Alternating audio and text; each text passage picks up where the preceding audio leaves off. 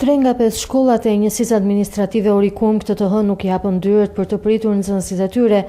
Shkollat e Tregjasit, Radhimës dhe Edukatit Fshat nuk dëgjuan sot asnjë zë fëmijë e nuk mbjen as emocionin e ditës së parë të shkollës. E ndryshe nga sa u fol për klasat kolektive, në këto shkolla as këto klasa nuk u çelën. Dukati dikur fshati i heroinëve të Vlorës, edhe pse sot numëron mbi 200 shtëpi, shkollën nuk e çelën. Banorët thonë se fshati është braktisur, të rinjt janë larguar, ndërsa ata pak fëmijë që kanë ngelur në fshat duhet të bëjnë kilometra të tëra rrugë për të shkolluar. Banorët thonë se mbyllja e shkollës nuk ishte zgjidhje, rruga është e largët, kushtet infrastrukturore janë të papërshtatshme, ato ekonomike edhe më të keq. Fëmijët po detyrohen të shkojnë drejt analfabetizmit, thonë ata. Po shkolla duhet që këta fëmijët e vegjël të mos shkojnë poshtë për kujdesjen e shëndetit edhe lekët janë. Dukati ka banor në fakt. Po ka banor, plot ka banor, po fëmijë ka më pak se fusha, po se Orikumi. Është e vështirë për këta fëmijë që të shkojnë kaq larg dimër. Shumë e vështirë, shumë e vështirë. Bile ka fëmijë në zona më lartë se këtu në qendër të fshatit edhe e kanë të vështirë. Edhe fëmijët në plagje tuaj, edhe fëmijët aty janë 3 fëmijë që nuk kanë gjendje ekonomike të shkojnë. Njihni në një rast që prindërit kanë më çfarë fëmijët nga shkolla? Jo, këtu në fshat e kanë gjë, se nuk janë të shumë të rastet, po nuk e di. Ndodh ndër zona më të... Në zona ndaj që kanë hequr nga kjo shkollë, kanë shkuar në shkolla të tjera më para, edhe ndaj u bë dhe kështu. Ata të ritje nuk ka, kanë ngel plejt këtu tani edhe... Po pse? Pse kanë ikë të rinjt? Po kanë ikur ndonjë për arsye të shkollës, kanë ikur. Për punë? Po, për punë, për shkollë, për fëmijë. Ka plot familje, janë nga lajet lartë, që janë. Nuk arrijnë fëmijët shkollën edhe kur pakson zotit e kanë të vështirë të. Shkolla shumë keq. Është gjë shumë keq. Pas sa vitesh po mbyllet? Sa vjet ka kjo shkollë? Kjo shkollë unë e kam nisur të kaj shkolla tjetër dhe mesmin e kam mbaruar aty. Dhe gjëna që të prishet mbyllet një shkollë në një fshat me kaq popullsi se mund të grumbulloheshin nxënësit edhe të lagjeve tjera të grumbulloheshin këtu. Po ju dha një prirje për t'i çuar poshtë dhe u mbyll gjithë ky objekt. Duhet e vështirë se kjo është zonë, domethënë malore thuajse. Ktu është ftohtë, ka borë në dimër. Fëmijët duhet e vështirë për të shkuar deri në Orikum apo deri në Dukat. Kjo probleme rruga ka në dimër që mund ngelen edhe pa vajtur. Po. Se por ata që zbresin vështirësi ka për fëmijët. Një fëmijë të vogël klasë parë e që është këtu e çosh në aq larg. Po Dukat apo në Orikum. Tu ka patur edhe klasa paralele. Ai shumë zënës kanë pas. Patur edhe të mesme, natën. Këtu në të fshat tani. U larguan, janë larguar familjet, janë larguar njerëz. Shumë largime ka.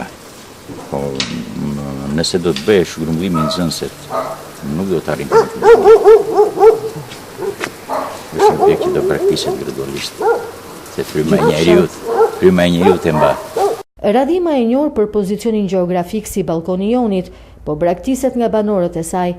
Një fshat që prej disa vitesh nuk ka qendër shëndetësore, tashmë i mbyllën edhe shkollën. Deputetja e Partisë Demokratike për qarkun e Vlorës, Nada Meçorapaj, në ditën e parë të shkollës ka vizituar 2 nga 7 shkollat që këtë vit nuk i hapën dyert. Shkolla e Edukatit Fshat, edhe pse me një numër të lartë banorësh, këtë vit u vendos të mbyllet.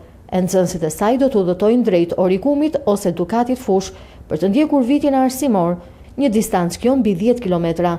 Sipas deputetes Meçorapaj, kjo është politika për braktisjen e fshatit dhe për analfabetizmin e fëmijëve.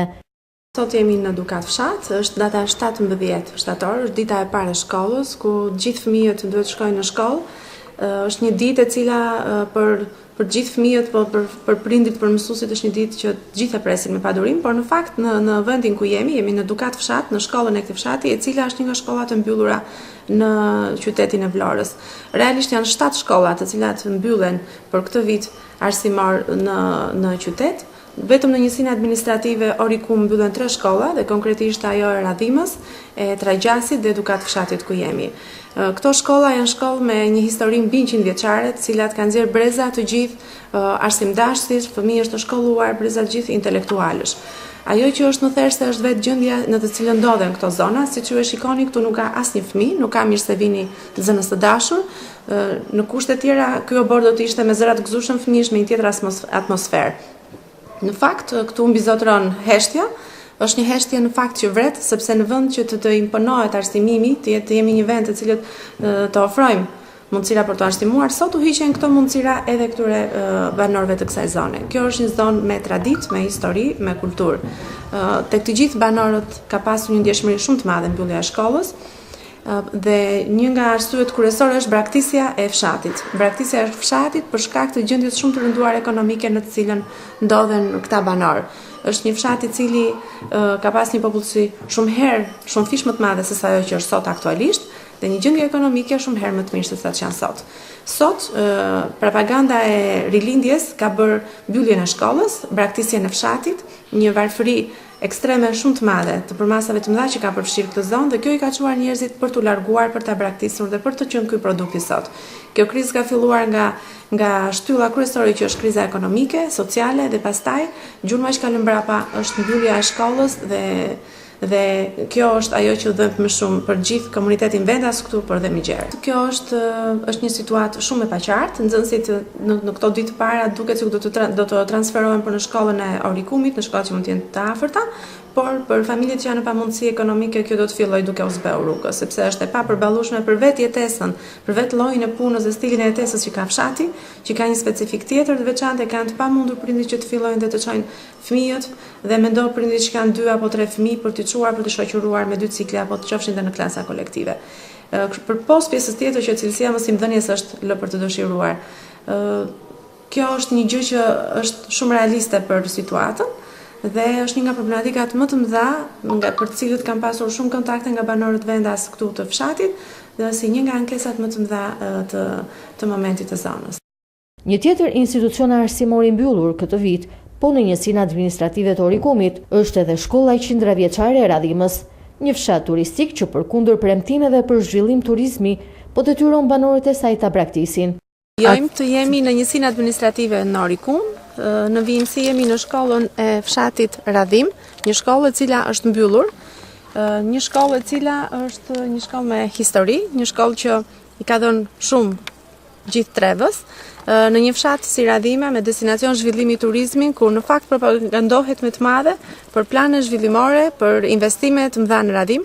Ajo që është realisht situata e këtushme është një fshat I braktisur, një fshat pa qendër shëndetësore, me këtë shkollë në këtë gjendje që sot I vendoset dryni dhe mbyllet. Për të theksuar është fakti që banorët po braktisin fshatin. Arsyet janë kryesore ekonomike, më pas janë ato sociale pa diskutim, dhe ajo që është për të theksuar ditën e sot me vlen që sot kjo shkollë, ndryshe nga gjithë shkollat e tjera, duhet të ishte e hapur, të priste fëmijët, por në fakt rilindja ka vendosur të vendos drynin, ta mbyll siç e shikoni, duke bërë të pamundur vazhdimin dhe frekuentimin e kësaj shkolle nga banorët vendas, nga fëmijët.